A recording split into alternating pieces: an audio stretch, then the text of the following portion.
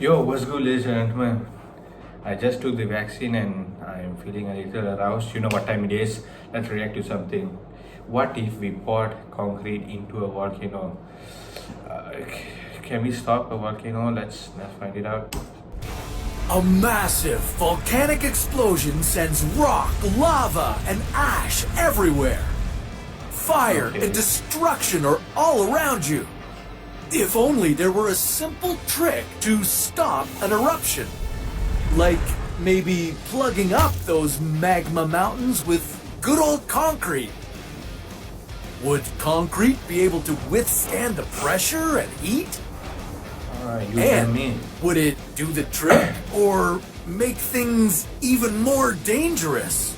Probably make you more dangerous. This is What If, and here's what would happen if we poured concrete into a volcano. Why is it so Concrete high? is the most used material in the world.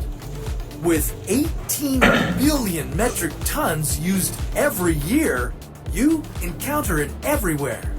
Even the Colosseum was constructed using concrete. That was nearly 2,000 years ago, and it's still around today. This Okay. incredible, durable material is made of gravel, water, and a bit of cement. And it only gets stronger with time. The strongest of concretes can withstand the pressure of Challenger Deep, the deepest part of our oceans. But would it withstand an erupting volcano?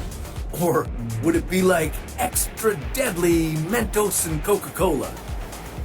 Volcanic eruptions involve a lot of heat and pressure. If we poured concrete into a hot volcanic mouth, surely it would just melt, right? That's what I Well, thought. not exactly. Concrete has a melting point of about 1,500 degrees. Even the hottest orange lava only reaches 871 degrees.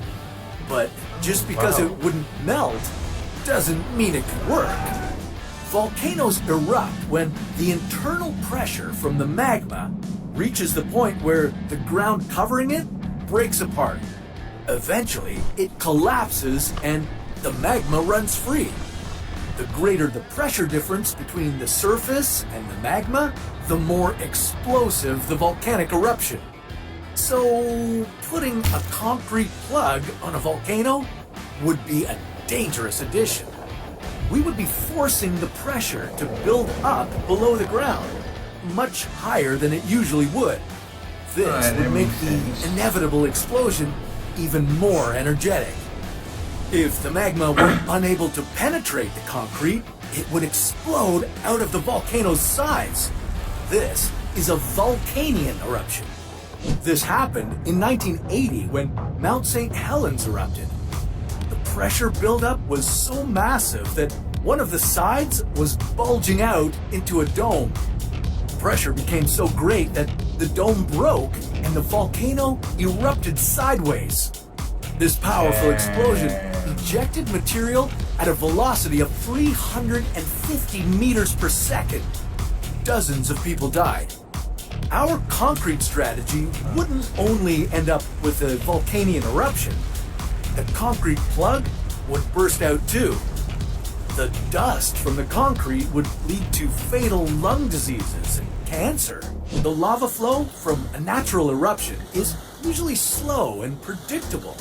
So maybe a better plan would be to use the concrete to divert the flow away from cities and towns. Like in 1983 when Mount Etna erupted in Italy. The lava flow threatened 3 towns. Barriers of rock and ash were created to divert it. The first barrier stood at 18 meters and it was quickly overrun. The second barrier kept the lava from traveling further west. So we could use concrete to form barriers or walls to protect towns and cities. But you probably shouldn't throw a ton of concrete bricks into the flow to see what happens. You might be better off trying something. I say we just pour water into the volcanoes, man. I say I think it works. Let's just carry the sea a bunch of carry a bunch of water from the sea and just pour it in volcano so it works, I guess.